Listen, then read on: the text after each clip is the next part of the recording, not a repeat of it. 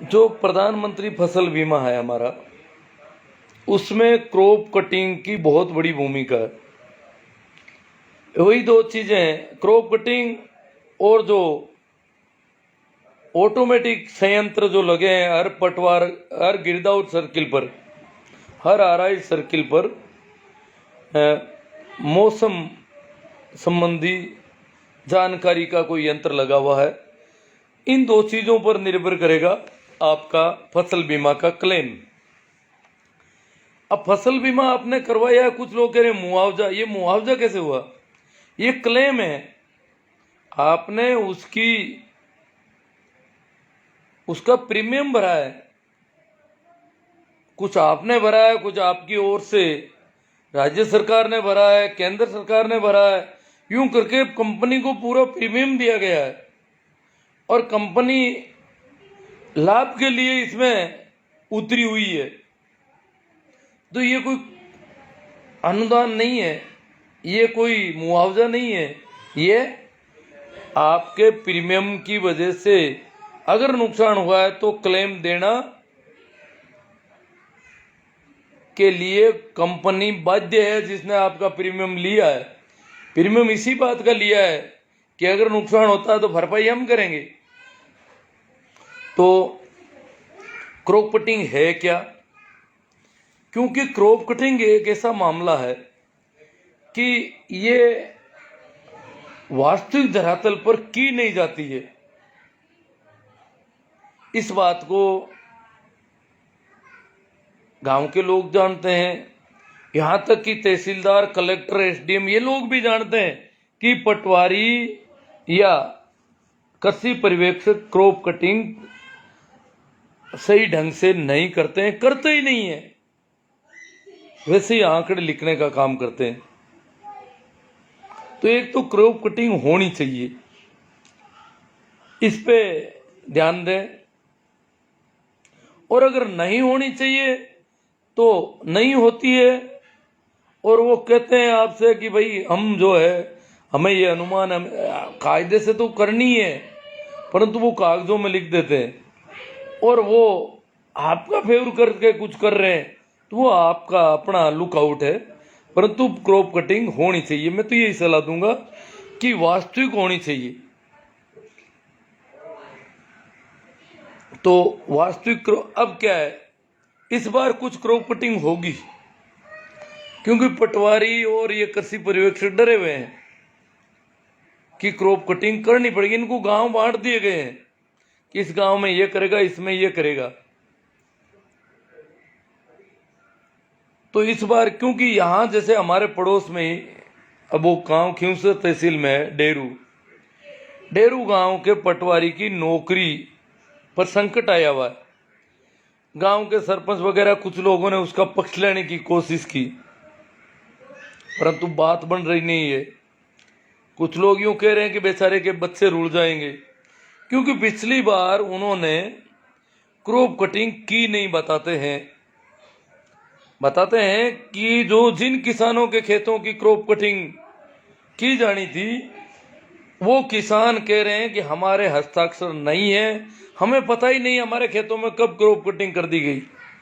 अब किसान जब खुद खेत का खातेदार किसान कहता है कि मुझे पता ही नहीं क्रॉप कटिंग कब की मेरे खेत की, जबकि कायदे से क्रॉप कटिंग में किसान उसका मेंबर है, किसान के हस्ताक्षर हैं। अब वो कह रहे हैं हमारे जाली हस्ताक्षर हैं।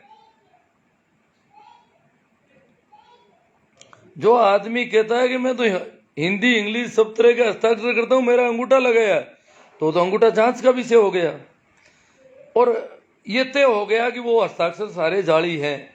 क्रॉप कटिंग वहां की नहीं गई थी। क्रॉप कटिंग वहां तो क्या, लगभग 99.99% गांवों में क्रॉप कटिंग नहीं की जाती है, सभी जगह ऐसे ही करते हैं। परंतु किसान के अगर जाली हस्ताक्षर करते हैं, ये मामला काफी गंभीर हो जाता है, क्योंकि वो किसान इनकार कर रहा है कि मेरे खेत में क्रॉप कटिंग नहीं की गई। आप कैसे साबित करोगे इसको? और अगर किसान झूठा इनकार करता है तो पटवारी की ड्यूटी है कि पटवारी या जो भी क्रॉप कटिंग करता है, मैं नाम नहीं लूं, कृषि प्रयोगशिक भी कर रहे हैं कई जगह, उनकी ड्यूटी है कि वो क्रॉप कटिंग के समय गांव के अधिकतर लोगों को सूचना दें, ताकि वो किसान इनकार करे तो वो लोग कहेंगे नहीं हम साथ में थे, क्रॉप कटिंग हमारे सामने हुई, उनके भी हस्ताक्षर ले लें। ये तो क्रॉप कटिंग की नहीं इसलिए इनकार कर रहे हैं और किसानों को नुकसान हो गया। जो करोड़ों रुपये उस गांव का क्लेम बनता था वो उनको मिला नहीं। वो कह रहे हैं हम हमारे करोड़ों रुपए गंवा दें पटवारी की नौकरी बचाने के लिए। क्यों? कल को और कोई करेगा ऐसी हरकतें। तो एक तो यह है कि क्रॉप कटिंग इस बार कुछ लोग करेंगे, जरूर करेंगे। काफी डर हो गया है, कई गांवों में जागरूकता आई है। अब क्रॉप कटिंग करेंगे तो हम क्या करेंगे? क्रॉप कटिंग की कैसे जाती है गांव में, ये कुछ विषय है। प्रत्येक तहसील के लगभग प्रत्येक गांव में क्रॉप कटिंग की जाती है, 5-4 गांवों को छोड़ करके। तहसील में 5-4 गांव छोड़ दिए जाते हैं, वो उस गिरदावर सर्किल की औसत क्रॉप कटिंग उन गांवों पर लागू होती है। बाकी हर गांव में, हर पटवार हल्का में नहीं, हर गांव में, एक पटवार हल्का में अगर 5 गांव है तो 5 में ही अलग अलग क्रॉप कटिंग होगी। अब क्रॉप कटिंग होती कैसे है, किसके खेत में क्रॉप कटिंग करनी है, ये कौन डिसाइड करेगा? क्या गांव के लोग बैठक करेंगे, क्या सरपंच तय करेगा, या पटवारी या कृषि प्रयोगशिक तय करेगा कि इस खेत की इस जगह पर क्रॉप कटिंग करनी है? नहीं, ऐसा कुछ नहीं है। ये रैंडम नंबर से तय होता है।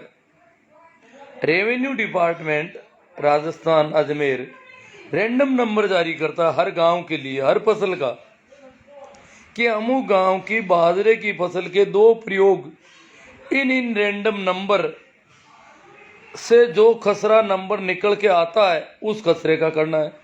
खसरा वहां से तय नहीं होगा, परंतु वो रैंडम नंबर है, उनमें भाग दे करके जो खसरा नंबर प्राप्त किया जाता है उसका एक फॉर्मूला है। उसी खसरे में क्रॉप कटिंग की जानी है, उसके अलावा किसी खसरे में उसको छोड़कर दूसरे खसरे में क्रॉप कटिंग तभी की जा सकती है जब पर्टिकुलर फसल, जैसे बाजरे की क्रॉप कटिंग खसरा नंबर 523 आया है और 523 में बाजरा नहीं है। हो सकता है 523 नंबर खसरा कोई रास्ता हो, 523 कोई तालाब हो, कोई मगरा हो, कोई ऐसी जमीन हो जिसमें खेती नहीं की जाती हो, या 523 में बाजरा की जगह और कोई फसल बोई गई हो, तो जस्ट उससे अगला 524। ये क्रम तब तक चलेगा जब तक बाजरे की फसल का खसरा सामने नहीं आएगा, और जैसे ही खसरा नंबर बाजरे का आ गया उसी खसरे की क्रॉप कटिंग की जानी है। और ये बात क्रॉप कटिंग से कम 20 दिन पहले उस खेत के मालिक को पता होनी चाहिए कि मेरे खेत में क्रॉप कटिंग होगी इस बार, क्योंकि वहां पर पहले जगह निर्धारित की जाती है खेत में कहां पर क्रॉप कटिंग करनी है। खेत में यह नहीं है कि जहां फसल खराब है वहां क्रॉप कटिंग कर लो, जहां फसल अच्छी है वहां कर लो, या अपने मन से चाहे जो जगह तय कर लो। नहीं, उसमें भी नियम है कि उस खेत में एक निश्चित दिशा है, दक्षिण पश्चिम दिशा से क्रॉप कटिंग करने वाले घुसेंगे और निश्चित फलांग है, कदम, इतने कदम सीधा चलेंगे, फिर इतना कदम दायां मुड़ के चलेंगे, फिर इतना कदम बायां मुड़ के चलेंगे, और यूं चल के, और जो आखिरी जगह आती है वहां से 5 बाई 5 मीटर का एक एरिया लेंगे और उस एरिया की क्रॉप कटिंग करेंगे। ये एक सिस्टम है। तो जगह तय इस प्रकार होती है। कपास के अलावा सभी में 5 बाई 5 मीटर की जगह ही तय की जाती है। 5 बाई 5 मीटर में वो उसी दिन खूंटियां गाड़ के रस्सी बांध के बता देगा किसान को कि यहाँ की हम क्रॉप कटिंग करेंगे, इसलिए यहाँ जिस दिन आप काटो उससे एक दिन पहले हमें सूचित करो कि उस दिन वहाँ पर कटाई होगी, ताकि हम आकर के और उस जगह की कटाई करके वो क्रॉप कटिंग कर लें। और फिर उसका पहली बार गीला वजन होगा, फिर उसको सीलबंद करके रख दिया जाएगा, रोज उसको सुखाया जाएगा, फिर उसमें से अनाज निकाल करके उसका वजन होगा, फिर अनाज को कुछ दिन और सुखाया जाएगा, फिर वो आखिर में जो वजन होगा उसका शायद 400 गुना होगा। 5 बाई 25 मीटर होता है, 5 बाई 5, 5 गुना 5 बराबर 25 वर्ग मीटर, और 10,000 वर्ग मीटर का 1 हेक्टर होता है, 100 गुना 100 मीटर। तो इसका मतलब 25 का 400 गुना, ठीक है, 400 गुना करके और वो उपज निकाली जाएगी कि इस गांव में मूंग की फसल प्रति हेक्टर इतने क्विंटल हुई। ये है क्रॉप कटिंग। अब जो मैं पैर काटने वाली बात कर रहा, अपने पैरों पर कुल्हाड़ी मारने की बात कर रहा था, उस पर आता हूं। वो क्या है आखिर? वो यूं है, इस बार जैसे फसल काफी अच्छी है, जहां मेरा विचरण है वहां मैं देख रहा हूं बरसात अच्छी थी, फसल ठीक है। अब फसल ठीक है तो जितनी है उतनी लिखी जानी चाहिए। अब एक जो मूर्खता बहुत लंबे समय से चली आ रही है, हम क्या करते हैं, पटवारी या कृषि प्रयोग पर दबाव बनाते हैं कि 1 हेक्टर में 10 क्विंटल हो रहा है, पर आप 3 क्विंटल ही लिख दो। अब 1 हेक्टर में अगर 10 क्विंटल पैदावार है और अगर 3 क्विंटल लिखी जा रही है, तो आपके पैरों पर कुल्हाड़ी मारी जा रही है, आपका नुकसान हो रहा है सीधा सीधा। ये कैसे? ये समझना पड़ेगा। आपके अच्छी पैदावार है फिर भी आप कम लिखवा रहे हो, तो नुकसान आपका हो रहा है, क्योंकि प्रति वर्ष आपको क्रॉप कटिंग के जरिए बीमा क्लेम मिलने वाला नहीं है।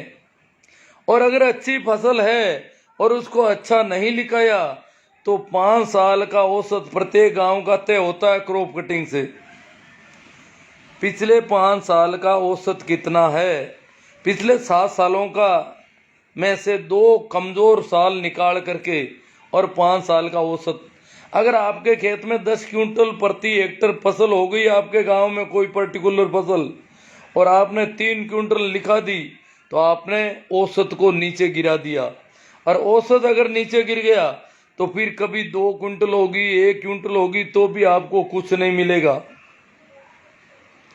क्योंकि उस समय आप औसत के आसपास हो गए। ज़्यादा से ज़्यादा 10% नुकसान, 15% नुकसान, 20% नुकसान। और अगर आपने 10 क्विंटल लिखवा दी तो आपके गांव का औसत बढ़ गया। अब कभी आपके 3 क्विंटल भी होगी तो आपको काफ़ी क्लेम मिलने की संभावना बढ़ जाती है। ये है मोटी बात। ये बात हर गांव में लोग जाने कि हमारे अगर फसल अच्छी है, 10 क्विंटल पैदावार है, अगर वो 9 क्विंटल लिखता है तो आपका नुकसान कर रहा है। हाँ, 10 क्विंटल से अगर 5 किलो भी ज्यादा लिखता है तो वो आपका फायदा कर रहा है। कम लिखने में आपका कोई फायदा नहीं हो रहा है, क्योंकि जितना कम लिखा जाएगा उतना आपका पुराना गांव का औसत कम होगा।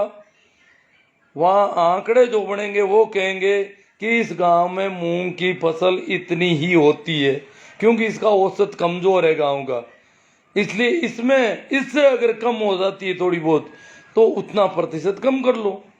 इस गांव में तो जो भी फसल है जितनी हुई है उससे कम मत लिखने दो कभी भी। क्रॉप कटिंग में यह ध्यान रखना है, जहां जहां अच्छी फसल है, अच्छी पैदावार है, वो पूरी लिखवाई जाए, कम किसी भी हालत में नहीं लिखवाई जाए। जहां बहुत कम पैदावार है, लगता है कि पिछली औसत से काफी कम है, वहां अधिक मत लिखने दो, वहां जितनी है उतनी लिखो। अगर कोई थोड़ी बहुत भी अधिक लिख रहा है तो आपका नुकसान कर रहा है। ये चीजें ध्यान रखने की है। हमारी कम लिखवाने की आदत पड़ गई गाँव में, और बड़े राजी होते हैं गाँव वाले, हमने पटवारी जी से कह करके 10 क्विंटल पैदावार थी, हमने कहा 3 क्विंटल लिख दो यार। पटवारी जी हमारा कहना मान गए, ये कंपनी का फायदा कर दिया सीधा। आपका कोई फायदा नहीं हो रहा है। 3 क्विंटल है तो 3 क्विंटल आपका औसत है, आपको कुछ भी नहीं मिलने वाला। परंतु अगर 10 क्विंटल लिखी है, अगली साल 3 क्विंटल वायदे हुए हो गई तो आपको क्लेम मिलेगा। ये है ध्यान रखने वाली बात। और ये बात पता नहीं कैसे पहुंचेगी। पिछली बार मैंने खूब लाइव किए, खूब बातें की लोगों से, बहुत ज़्यादा भाषण दिए, बहुत ज़्यादा हुई। आज फिर लोगों से बात करते हुए मुझे लगा कि लोग कह रहे हैं यार कम लिखनी है, कम लिखनी है। अरे अच्छी पैदावार है, कम क्यों लिखवा रहे हो? अगर जानबूझकर खेत में गलत जगह से करता है, जहाँ अच्छी फसल नहीं है उसको छांटता है और नियम के विरुद्ध कर रहा है, तो ध्यान रखो एक भी पौधा अगर उस 5 बाई 5 मीटर में आ रहा है और उसको अलग छांटा जा रहा है तो मत छांटने दो कि नहीं ये लो 5 बाई 5 मीटर में, और 5 बाई 5 मीटर में ये लो 2 किलो अनाज हो गया, 2 किला, 2 किला का 400 गुना हो जाएगा। इसका मतलब 8 क्विंटल पैदावार 1 हेक्टर में हो जाएगी। अगर 5 बाई 5 मीटर में 2 किलो अनाज है और आप ध्यान नहीं रखते हो या आप बेवकूफ़ी कर जाते हो कि उसमें से कुछ फलियां तोड़ ली चोरी छिपे, या कुछ पौधों को उस लाइन से इधर हटा दिया रस्सी से, तो वो 2 किलो की बजाय कम हो जाएंगे और उससे आपकी प्रति हेक्टर उपज कम हो जाएगी। आपके पूरे गांव का अगले कई सालों तक का नुकसान कर दोगे आप। इसलिए अच्छी फसल है तो उसे अच्छी फसल लिखने की कोशिश में ध्यान इस बात का रखो कि अच्छी लिखी जाए। यूं नहीं है कि आप उनका सहयोग करो, यहाँ कम लिख दो साहब, आप अगले कई वर्षों के लिए नुकसान कर दोगे अपना। ये होता अपने पैरों पर कुल्हाड़ी मारना। क्योंकि आज ही जब मैंने सुना लोग ऐसी बातें कर रहे थे, तो क्रॉप कटिंग का विशेष ध्यान रखना है। अभी गिरदावरी चल रही है, क्रॉप कटिंग भी चल रही है। जैसे मूंग की फसल कटनी शुरू हो गई तो क्रॉप कटिंग तो जिस दिन किसान काटेगा उस दिन होगी। ये नहीं है कि क्रॉप कटिंग कब होगी, फसल काटने के बाद थोड़ी होती क्रॉप कटिंग। जिस किसान का खेत तय किया गया है उस किसान को सूचना है पहले से कि मेरे खेत में क्रॉप कटिंग होगी। वो भी ज्यादातर लोगों को कह दे कि अमुक फसल की क्रॉप कटिंग मेरे खेत से होनी है और मैं उस दिन काटूंगा, उस दिन आप सभी आना देखना क्रॉप कटिंग में कोई गड़बड़ी नहीं हो जाए। क्योंकि क्रॉप कटिंग उस पूरे गांव के अगले 7 साल तक का तय करता है। इस साल का तो करता ही है, अगले 7 साल तक का फसल बीमा का क्लेम क्या मिलना चाहिए वो क्रॉप कटिंग से तय हो रहा है। तो ये ध्यान रखने वाली बहुत बड़ी बात है। भाई भोलाराम जी जुड़ गए हैं, बहुत जागरूक है, कोलाइच से नहीं भोला सर से जगदीश सिंह जी नाम आ गया। भोलाराम जी भोला सर के जगदीश सिंह जी है, बहुत जागरूक है। कोलाइच में शायद बीकानेर जिले में एक अकेले आदमी है जिन्होंने क्रॉप कटिंग करवाई अपनी, बहुत मेहनत की इन्होंने।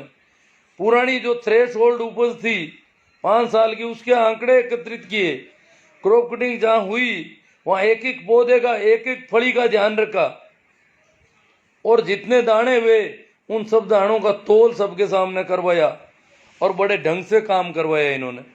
ये होता काम करवाने का ढंग। अगर ऐसा नहीं करते हैं तो नुकसान हमारा हो रहा है। पता है गांवों में कितने आदमियों का प्रीमियम चला गया। आपने 2% दिया होगा, सरकार ने कमा दिया खूब पैसा, कंपनियां मालो माल हो रही है हमारी बेवकूफियों की वजह से। तो मैं तो इसमें और तो क्या है, और तो इस बार ज्यादा गड़बड़ नहीं होगी। क्रॉप कटिंग कई जगहों पर पटवारी करेंगे क्योंकि 2-1 पटवारियों की हालत खराब हो रखी है। हमारे नागौर तहसील में एक पटवारी की, नागौर जाइल तहसील में एक ये क्यूसर वाला मामला है और ये बहुत है। अगर इन 2 पटवारियों की नौकरी पर अभी भी बादल मंडरा रहे हैं अगर किसी की नौकरी इस वजह से जाती है क्रॉप कटिंग नहीं करने की वजह, तो पटवारी को क्या पड़ा है, क्रॉप कटिंग कर देंगे। और आप ध्यान रख ही रहे हो तो इतनी पर्याप्त है। अभी देखेंगे, बात और करेंगे। तो मैं देखता हूँ भाई कोई सवाल आया हो तो। बजरंग जी बुवाड़, हनुमान जी बाजिया, ओबीसी आरक्षण, ये मैं अभी बात करता हूँ, शुरू करूँगा, ये भी कर लूँगा थोड़ा। साहिब सरकार वासिंग, उसमें भी हम पता नहीं क्या क्या धोखा खा जाते हैं। BK ह्यूमन, कपिल सागर जी खाकड़ की, रामलाल जी खदाव, हाँ नमस्कार, सभी को प्रणाम, नमस्कार। छोटू राम जी छाबा, नरपत जी बिडिया सर पालड़ी, हेमा राम जी बाटी, हरका राम जी लेगा तो सिन्हा। कौन से खसरे में क्रॉप कटिंग होगी, लिस्ट है क्या आपके पास? नहीं, प्रत्येक पटवारी के पास लिस्ट है, प्रत्येक गांव की, पूरे जिले की, जिले के प्रत्येक गांव के कौन से रैंडम नंबर, हर गांव के 2 रैंडम नंबर, एक फसल के 2 रैंडम नंबर दिए हैं। 2 रैंडम नंबर बाजरे के हैं, 2 मूंग के हैं, 2 तिल के हैं, 2 अन्य फसल के हैं। कुछ फसलें जो कम बोई जाती है उनके रैंडम नंबर गिरदा और सर्किल के एक गांव के लिए गए हैं। तो ये वो रैंडम नंबर आप अपने पटवारी से या किसी भी पटवारी से ले लेना, तहसील के पास, सबके पास है। तो आपके गांव में रैंडम नंबर क्या आ रहा है? अब रैंडम नंबर से खसरा नंबर कैसे निकालेंगे, वो तो आप कहो तो मैं सूत्र बता दूं। जैसे आपके गांव में रैंडम नंबर है 5302 बाजरे का, तो आपके गांव के कुल खसरा कितने हैं? मान लो आपके गांव में कुल खसरा 2000 है, तो 5302 में 2000 का भाग दिया जाएगा।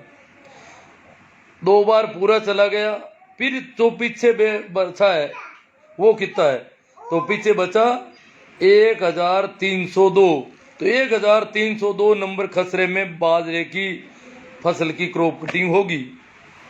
अगर उसमें बाजरा नहीं है तो उससे अगला अगला अगला, ये एक सीधी रेखा में चलेगा काम, ये सीधा सीधा। तो अब रैंडम नंबर पता करें तोशिना के किस किस फसल के कौन कौन से रैंडम नंबर है, और रैंडम नंबर से रैंडम नंबर में भाग दिया जाएगा गांव के कुल टोटल खसरा संख्या का, और जो शेष बचेगा वही खसरे की क्रॉप कटिंग होगी।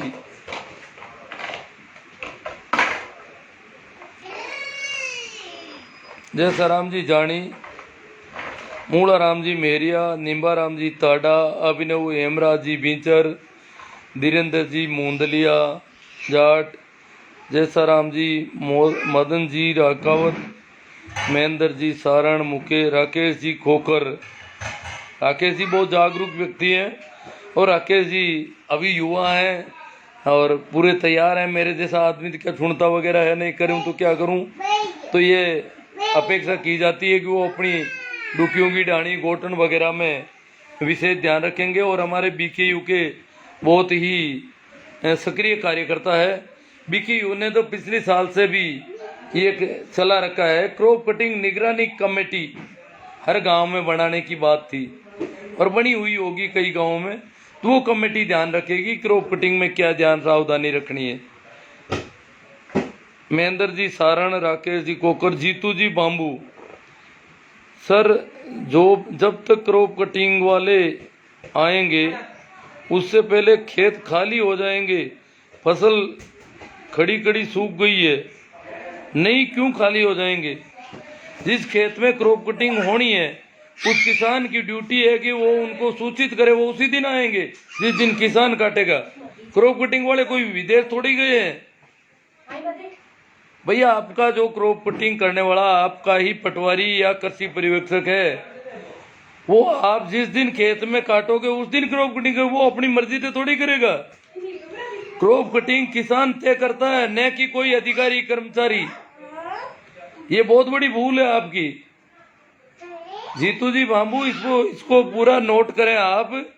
क्रॉप कटिंग जिस आपके गांव में पता करो कि किस किस के खेत में मूंग की क्रॉप कटिंग होगी, किस में बाजरे की होगी। उन खेत वाले जिस दिन काटेंगे उस दिन क्रॉप कटिंग वालों को बुलाएंगे। क्रॉप कटिंग ये थोड़ी है कि किसान की फसल काटने की तारीख हो दूसरी है, क्रॉप कटिंग किसी दूसरी तारीख को वो कर लेंगे, नहीं। जिस दिन किसान काटेगा उस दिन होगी क्रॉप कटिंग। खेत खाली कैसे हो जाएगा? जिस खेत में क्रॉप कटिंग होनी है क्रॉप कटिंग वालों को आना पड़ेगा उसी दिन। धीरेन्द्र जी मूंदलिया जाट, जगदीश सिंह जी भाटी भोला सर। ये जगदीश सिंह जी बहुत ही जागरूक व्यक्ति हैं और मैंने इनका जिक्र किया था पहले भी कि इन्होंने कैसे क्रॉप कटिंग करवाई, कितनी मेहनत की। और ये लगातार, मैं सुनता कम हूँ, लगातार सारी बातें मेरे से शेयर करते रहे। बहुत मेहनत की इन्होंने। मदन जी धूंधवाड़, मोहन राम जी कीचड़, इनके वहाँ क्रॉप कटिंग काफ़ी ठीक भी हुई है पहले की, इनका औसत ठीक है। और औसत ठीक नहीं होगा तो क्लेम कभी नहीं मिलेगा जिंदगी में। रोजाना आपका प्रीमियम खाते रहेंगी कंपनियां। भंवरा राम जी कीचड़, नेम जी सोमड़वाल, ओम प्रकाश जी फड़ोदा, बलवीर जी खोजा, हाँ नमस्कार जी बलवीर जी, अरविंद जी जाखड़, भाई ओम प्रकाश जी फड़ोदा कुछ बता रहे हैं। सर मैंने फसल बीमा कराया, फसलें गल गई और बीमा वाले सही जवाब नहीं दे रहे। नहीं साहब, ओम जी आपने कंप्लेंट की, आपकी फसल, देखो सूखे का मामला तो क्रॉप कटिंग ही तय करेगी, परंतु गीले का जो मामला है, फसल में पानी आ गया ज़्यादा और फसल खत्म हो गई, ये पर्टिकुलर एक किसान का मामला है। पर्टिकुलर कंप्लेंट करनी होती है 72 घंटे के अंदर अंदर, खराबा होने के 72 घंटे में कंपनी के नंबर पर फोन करके सूचित करना पड़ता है कि मेरी फसल अतिवृष्टि से खराब हो गई है। तो आपके सर्वे टीम आएगी आपके खेत में, जिसमें कंपनी का आदमी भी होगा और किसान तो होगा ही होगा। सर्वे टीम सर्वे करके और बताएगी कि आपके खेत में इतना प्रतिशत नुकसान हो गया है अतिवृष्टि की वजह से, तो आपके हस्ताक्षर करेगी फॉर्म पे और प्रतिशत नुकसान लिखा जाएगा फॉर्म में। तो ये आपको ध्यान रखना है, ये नहीं है गड़ गई क्यों, जवाब देना ही क्या है। अगर सर्वे टीम आती है तो ठीक, नहीं आती है तो गलती कंपनी की है। हम कोर्ट में जा सकते हैं आराम से। बलवीर जी खोजा, किसी को बुलाने की जरूरत नहीं है। राकेश जी खोकर, बहुत खूब, जागो किसान जागो। हाँ राकेश जी बहुत मेहनती व्यक्ति है और बहुत सक्रियता के साथ काम करते हैं। CR जी सियाग साहब, रमेश जी डूडी, सुनीता जी मेघवाल, ओम प्रकाश जी बड़ौदा, मांगी लाल जी चौधरी RLP, ओम प्रकाश जी बड़ौदा की थी आए, वो सही जवाब नहीं दे रहे हैं। क्यों? वो आए हैं तो एक फॉर्म भरवाया होगा आपसे, और फॉर्म में नुकसान कितना हुआ वो तो आपका खेत आपके सामने है, कितने प्रतिशत नुकसान। अगर वो गलत लिखते हैं आप हस्ताक्षर मत करो उनके, तो जितना नुकसान हुआ उतना नहीं लिखते हैं, ये सीधा आपका नुकसान कर रहे हैं ना। खेत तो आपके सामने है।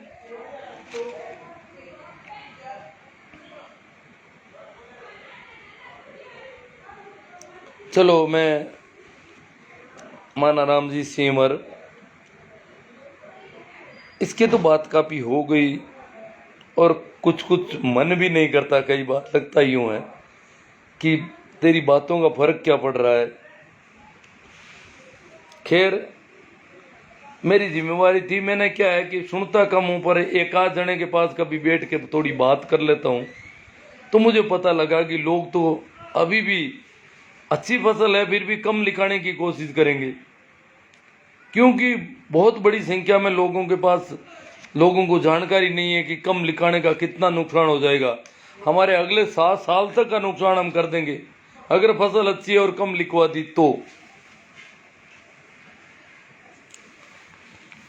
तो दूसरा तो OBC आरक्षण की बात, एक सवाल आ गया, कर लेता हूं थोड़ी बात।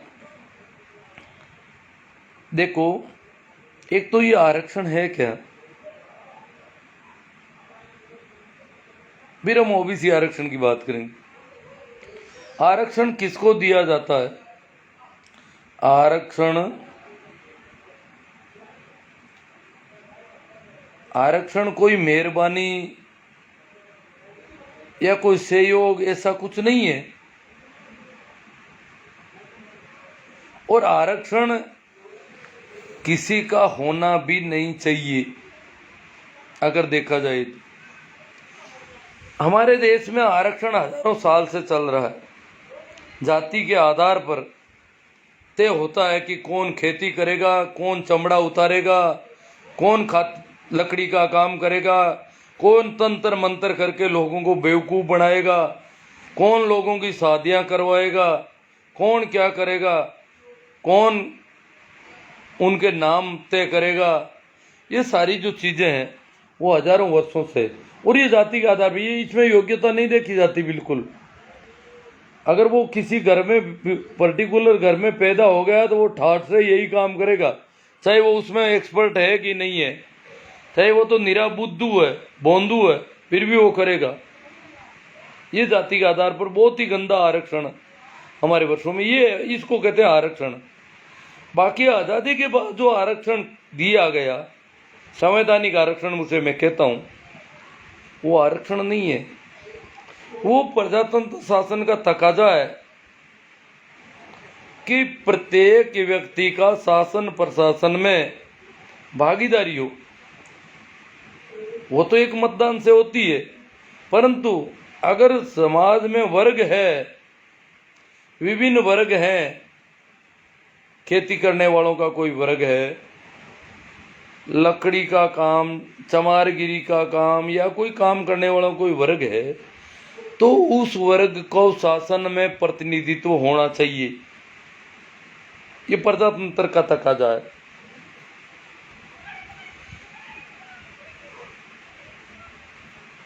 क्योंकि यहाँ पर बहुत बड़ी संख्या का शासन में कभी कोई प्रतिनिधित्व नहीं रहा, कारण उनको पढ़ने लिखने पर भी पाबंदी रही।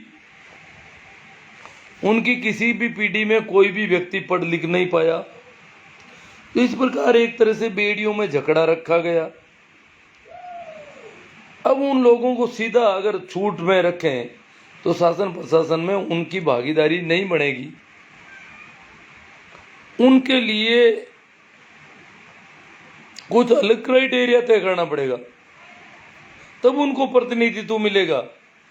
वो क्राइटेरिया है कि उनकी आबादी कितनी है, क्योंकि प्रतिभाएं प्रत्येक जाति वर्ग में पैदा होती है, प्रत्येक गांव शहर में होती है।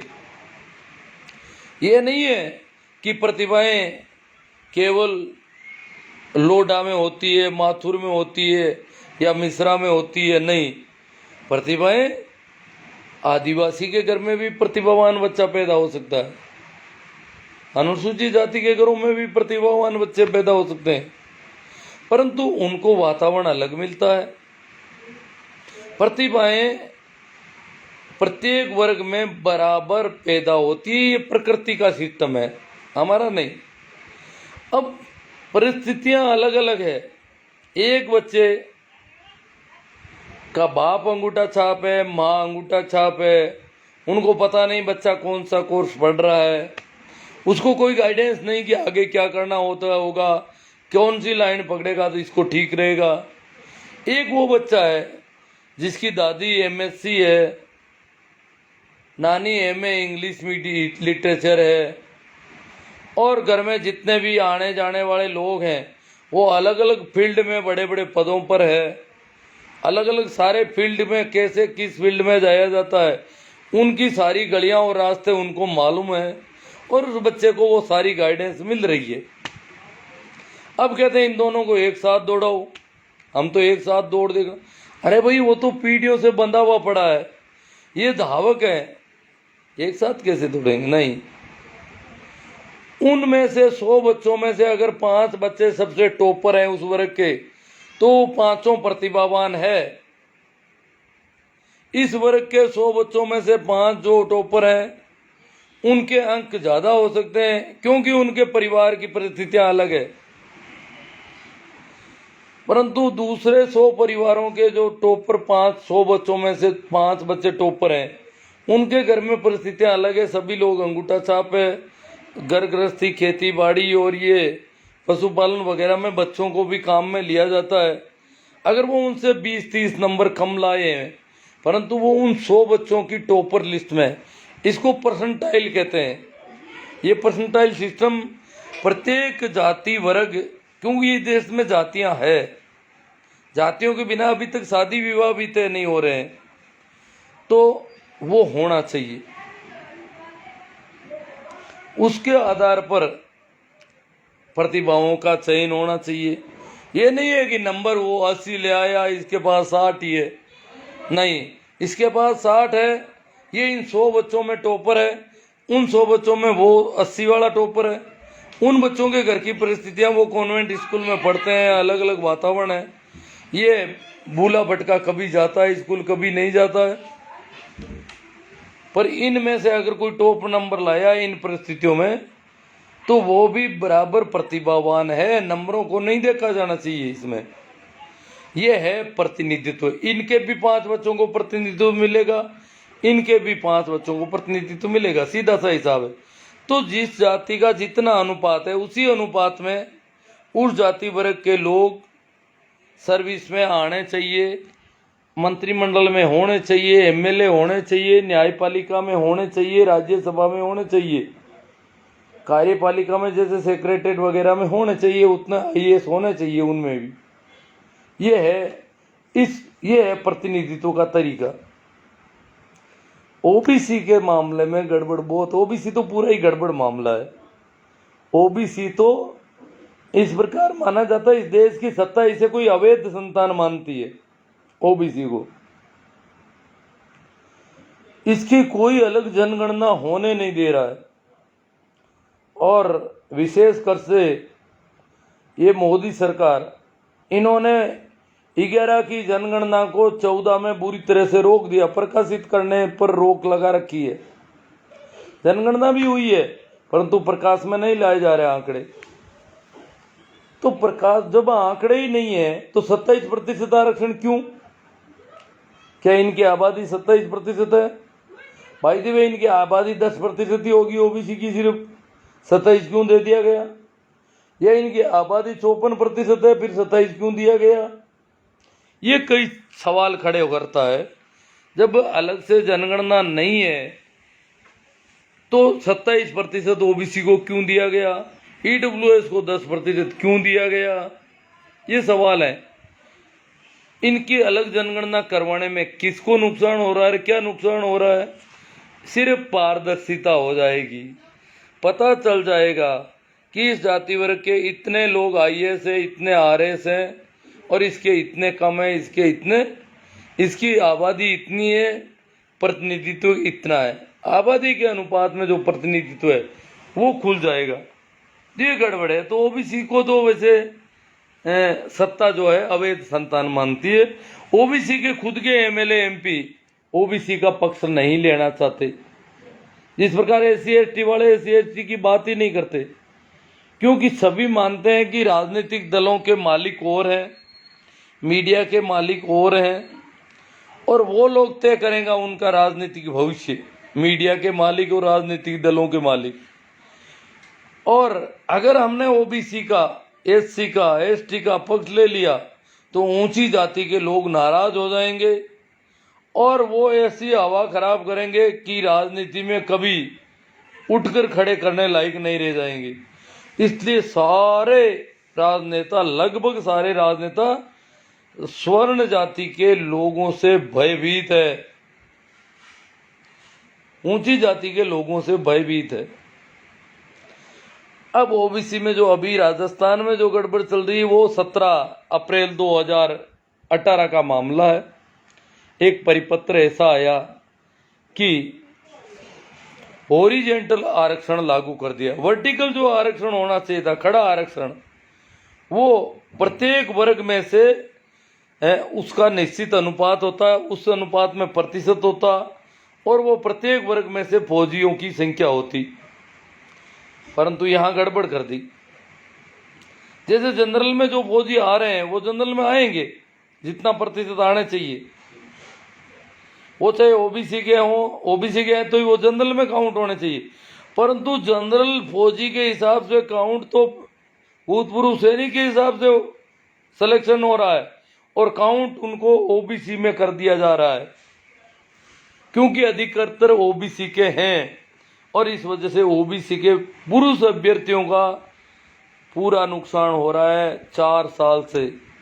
अब थोड़ी थोड़ी आंखें खुलनी शुरू हुई है कि वर्टिकल आरक्षण होना चाहिए। ओबीसी को अगर 21% दे तो 21% फौजी आर्मी वाले ओबीसी कोटे से होंगे, बाकी जो सेलेक्ट हो रहे हैं आर्मी वाले वो जनरल में जाएंगे। इससे ज्यादा ओबीसी से नहीं लिए जा सकते। तो इसमें भूतपूर्व सैनिकों का कोई नुकसान नहीं। कुछ बच्चे हैं बेवकूफ से कहें कि भूतपूर्व सैनिकों का नहीं, भूतपूर्व सैनिकों को तो 12.5% पूरा मिल रहा है, पहले से वही मिलेगा, उन्हीं का सिलेक्शन होगा, पर उनकी काउंटिंग प्रत्येक वर्ग में होगी। अभी तक वो काउंटिंग सारी ओबीसी में हो रही है, ये फर्क है। और भी बीमारी है रोस्टर रजिस्टर वाली, बहुत बड़ी बीमारी है।